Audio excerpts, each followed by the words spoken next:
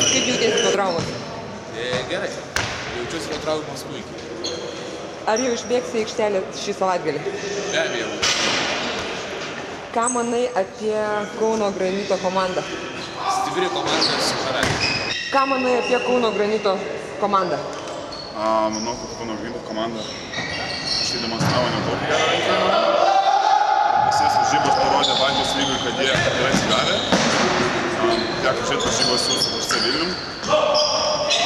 Aš manau, kad Granitas visą laiką pasiskiria kitą gynybą, gerų charakterių. Su jais, manau, tikrai bus labai sunku kovoti. Kaip ruošiatės ateinančioms rungtynėms?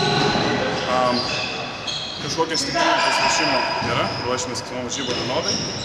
Analizuojam priešininkus, bandom rasti silpnąsias puses ir bandom ir pasiduoti.